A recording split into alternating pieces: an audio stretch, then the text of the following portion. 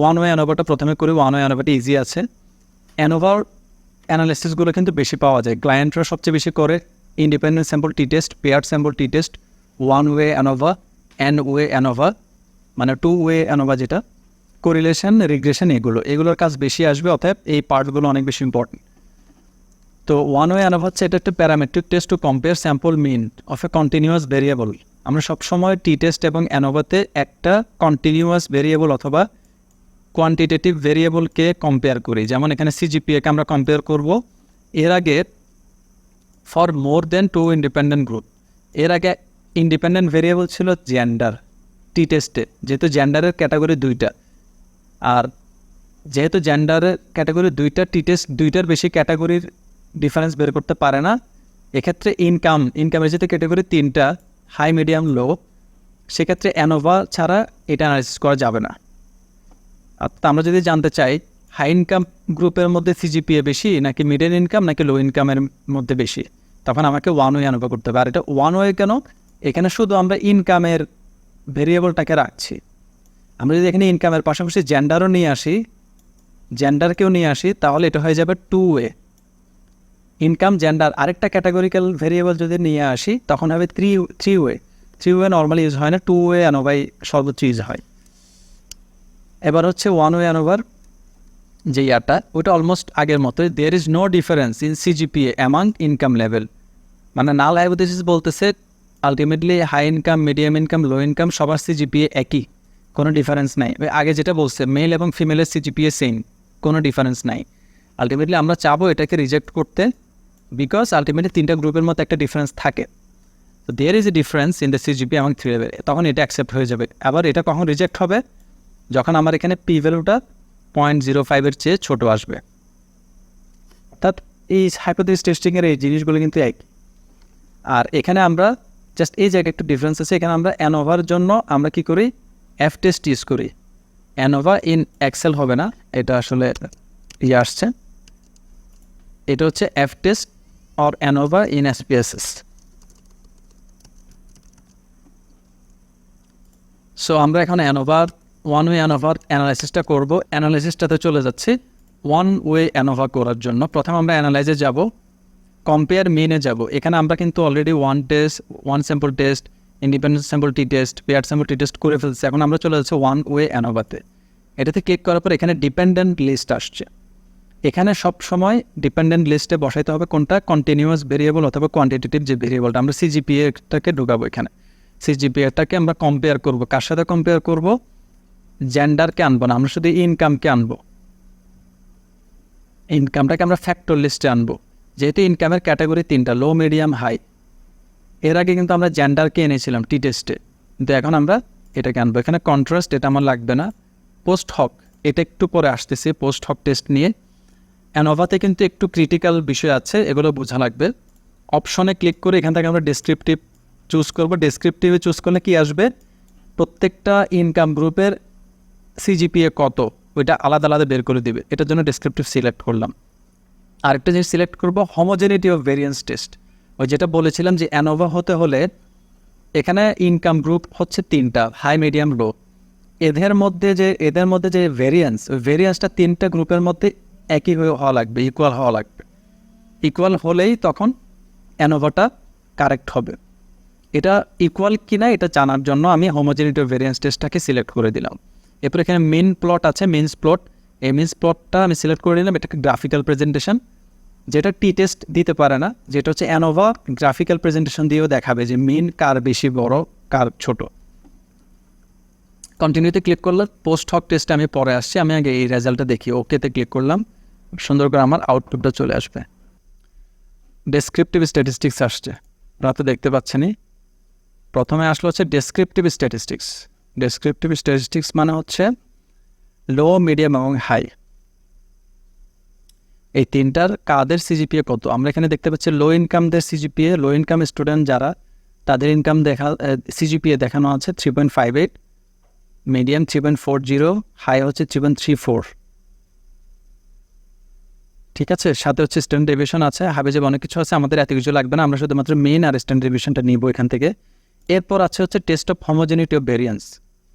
এখানে এই যে পি ভ্যালুটা অনলি দেখবো আমরা, পি ভ্যালু সিগনিফিক্যান্স।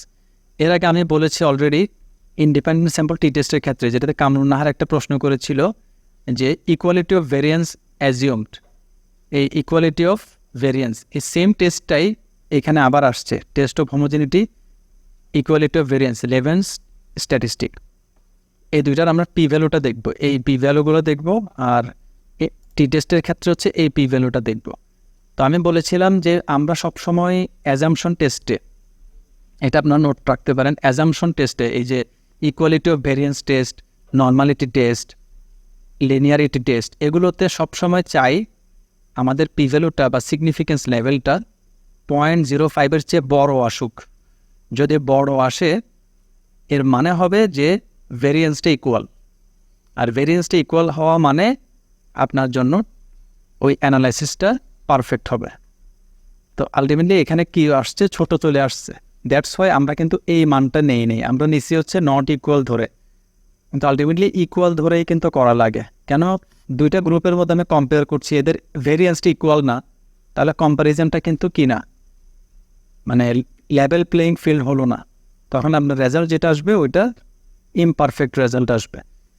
তো এই কারণে স্ট্যাটিস্টিক্স অনেক মারপেচ আছে, অনেক আছে, অনেক থাকে আর কি। এই কারণে আপনার অ্যাজাম্পশনগুলো ফুলফিল করতে পারলে বেটার। কিন্তু এখানে এসে আমরা অ্যানোভার ক্ষেত্রে দেখতেছি আমার সবগুলো পি ভ্যালু বড়, কিসের বড়, 0.05-এর চেয়ে বড় আছে। এটার মানে হচ্ছে যে ইনকাম গ্রুপ তিনটার মধ্যে লেভেল প্লেইং ফিল্ড আছে, মানে low income, medium income, high income, তাদের সকলের যে তিনটা ক্যাটাগরির যে ভেরিয়েন্সটা হচ্ছে ইকুয়াল আছে। অ্যাট মিনস আমি এখন অ্যানোভা পারফেক্টলি করতে পারবো। তো অ্যানোভাতে আসি, অ্যানোভার দেখেন এখানে এফ স্ট্যাটিস্টিক আছে, সিগনিফিকেন্স লেভেল আছে। তো অ্যানোভার সিগনিফিকেন্স আসছে কত, 0.003, যেটা 0.05-এর চেয়ে ছোটো। এটার মানে হচ্ছে নাল হাইপোথিসিস রিজেক্টেড। যেহেতু নাল হাইপোথিসিসে বলা ছিল যে তিনটা ইনকাম গ্রুপের মধ্যে কোনো ডিফারেন্স নাই, there is no difference between 3 income groups of CGPA, মানে সিজিপিএর কোনো ডিফারেন্স নাই, আলটিমেটলি এটা রং।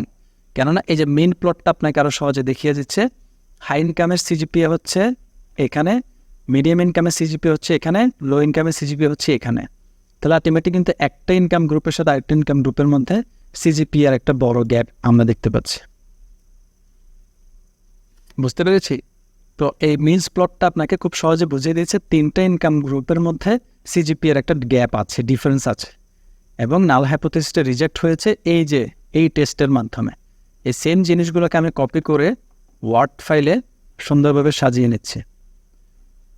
এই যে এটা হচ্ছে আমার হোমোজেনিটি অফ ভেরিয়েন্স টেস্ট, যেটা সেম টেবিলটা কপি করে বসিয়েছি, এটাকে একটু এডিটিং করেছি, এখানে লিখেছি আমি। আপনারা এগুলো পড়লে বুঝতে পারবেন যে বিষয়, আমি জাস্ট মুখে পড়লাম, এটা লেখা ভার্সন। লেভেন স্ট্যাটিস্টিকটি ইউজ করা হয় to test homogeneity of variance. Levene statistics কী করা হচ্ছে, non rejection of null hypothesis at P is greater than 0.05, মানে এগুলোর প্রত্যেকটার সিগনিফিকেন্স বা পি ভ্যালু হচ্ছে 0.5-এর চেয়ে বড় আছে। যদি বড় থাকে এটা মানে হচ্ছে আমাদের অ্যাজাম্পশনটা মিট হয়েছে, অ্যাজাম্পশনটা ফুলফিল করা হয়েছে। Therefore variance of the variable is homogeneous. An assumption for ANOVA has been confirmed. One way analysis করার আগে, আমি অ্যাজাম্পশন টেস্ট করে ফেললাম। এখন আমি অ্যানোভার রেজাল্টে চলে যাই। অ্যানোভার রেজাল্ট আপনি দেখেন, one way between group ANOVA was conducted to compare mean CGP among income level high, medium, low. তিনটা ইনকাম লেভেল ছিল বিদায় অ্যানোভা করেছি। The difference was statistically significant. ডিফারেন্সগুলো সিগনিফিক্যান্ট স্ট্যাটিস্টিক্যালি, বিকজ আমার পি ভ্যালুটা 0.05-এর চেয়ে ছোটো, এবং 0.05-এর চেয়ে ছোটো হওয়াতে নাল হাইপোথিসিস কী হয়েছে, রিজেক্টেড হয়েছে। এই যে therefore null hypothesis that there is no difference in CGP among income level in the population is rejected. নাল হাইপোথিসিসটা আমরা রিজেক্ট করে দিচ্ছি। নাল হাইপোথিসিস যেহেতু রিজেক্ট হয়েছে, এটা মানে হচ্ছে alternate hypothesis accepted. It can be concluded that there is a significant difference in CGPA among 3 income level in the population. এখন এটাও কিন্তু বলে দিতে হবে, এই যে আপনি মিনগুলা দেখেন, মিনগুলো দেখলে এখান থেকে আরও তথ্য বেরোবে। লো ইনকাম গ্রুপের সিজিপি হচ্ছে 3.58, মিডিয়ামের 3.4, হাইয়ের হচ্ছে 3.34। সবচেয়ে বেশি সিজিপিএ কার, যারা লো ইনকাম স্টুডেন্ট তাদের। তো এটা এখানে বলেছি, the result shows that mean CGPA for low income group was the highest among the others. এটা হচ্ছে ডেসক্রিপটিভ স্ট্যাটিস্টিক্স, এটা হচ্ছে স্যাম্পলে হায়ার, এবং এটা পপুলেশনের ক্ষেত্রেও কি হায়ার হবে যারা লো ইনকাম গ্রুপ তাদের, বিকজ আমার পি ভ্যালুটা হচ্ছে পপুলেশন সম্পর্কে বলছে যে পপুলেশনের ক্ষেত্রেও এটা হায়ার হবে। এবং আমাদের এই স্ক্রিন এই যে মিনস প্লটটাও সেম জিনিস দেখাচ্ছে। এবার আসি পোস্ট হক টেস্ট। অ্যানোভা করতে হলে কিন্তু পোস্ট হক টেস্ট করতে হয়, তখনই করতে হবে যখন যখন ক্যাটাগরি 3টা অথবা 3টার বেশি থাকবে। 2টা ক্যাটাগরি থাকলে পোস্ট হক টেস্ট করতে হয় না। এই just can write it down. Post hoc test 2টা ক্যাটাগরি থাকলে, যেমন male female gender, male female post hoc test করতে হবে না। কিন্তু আমার যখনই ক্যাটাগরি বেশি থাকবে 3টা অথবা তার অধিক 3+, তখনই আমার পোস্ট হক টেস্ট করতে হয়। এখন কারণ হচ্ছে পোস্ট হক টেস্ট কেন করতে হয়। সে ফর এক্সাম্পল, আমি এখানে শুধুমাত্র ওভারঅল দেখছি যে লো, মিডিয়াম, হাই তাদের সিজিপিএ ডিফারেন্সটা সিগনিফিক্যান্ট, কিন্তু এখানে ক্যাটাগরি 3টা, এখানে আমি ইন্ডিভিজুয়াল মানে ডিফারেন্সটা দেখি নাই যে লো এর সাথে মিডিয়ামের যে ডিফারেন্স এটা কি সিগনিফিক্যান্ট, মিডিয়ামের সাথে হাইয়ের যে ডিফারেন্স এটা কি সিগনিফিক্যান্ট, লো এর সাথে হাইয়ের যে ডিফারেন্স এটা কি সিগনিফিক্যান্ট, মানে দুইটার মধ্যে যে ডিফারেন্স আছে ওই ডিফারেন্সগুলো সিগনিফিক্যান্ট কিনা ওইটা কিন্তু জানার জন্য আমাকে পোস্ট হক টেস্ট করতে হবে। মানে লো ইনকামের সাথে হাই ইনকামের মধ্যে কি ডিফারেন্সটা সিগনিফিক্যান্ট, লো ইনকামের সাথে মিডিয়াম ইনকামের ডিফারেন্সটা কি সিগনিফিক্যান্ট, নাকি মিডিয়াম ইনকামের সাথে হাই ইনকামের ইয়েটা সিগনিফিক্যান্ট।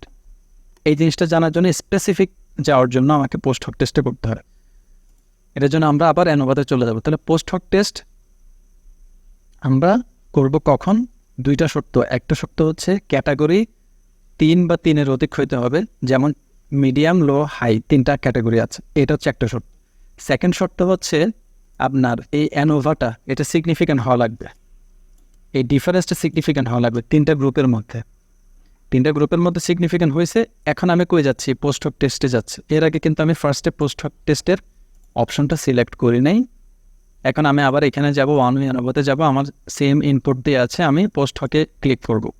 আবার এখানে আরেকটা কথা আছে, equal variance assume, equal variance not assume. Post hoc টেস্টে আবার ভেরিয়েন্সটা ইকুয়াল আছে নাকি আনইকুয়াল আছে এটাও আগে জানতে হবে। এখন আমাদের যে রেজাল্ট, এই রেজাল্টে কি হয়েছে, আমার ইকুয়ালিটি অফ ভেরিয়েন্সটা মিট করেছে, অর্থাৎ পি ভ্যালু অনেক বড় আসছে বিধায় ভেরিয়েন্সটা ইকুয়াল ধরে নেওয়া যাবে। দ্যাট মিনস ধরে নেওয়া যাবে বিধায় আমরা এখন এই যে ইকুয়াল ভেরিয়েন্স অ্যাজিউম থেকে এখান থেকে যে কোনো একটা অপশন চুজ করব। নর্মালি এই যে REGW কিউ এইটা অথবা 2 কি, এই 2টা থেকে যে কোনো একটা নিলেই হবে। নর্মালি আমি 2 কিটাই নিয়ে থাকি। যদি আপনার এটা ইকুয়াল ভেরিয়েন্স নট অ্যাজিউম হয় তাহলে আপনি এখান থেকে গেমস হওয়ার একটা নিতে পারেন। আদারওয়াইজ এই 2টাই মেইনলি মানুষ ইউজ করে থাকে আর কি, সবগুলো কাছাকাছি রেজাল্ট দিবে। এটা দিয়ে জাস্ট কন্টিনিউতে ক্লিক করবো এবং ওকেতে ক্লিক করব। আর জিনিসগুলো সেম আগের মতোই আছে, এই যে এগুলো সিলেক্ট করা আছে। ওকেতে ক্লিক করলে আমার সেম আগের রেজাল্টটা আবার দিবে। এইটা এই যে এটা তো আগে ছিল, এটা আমার লাগবে না, এটা আমার পোস্ট হক টেস্ট।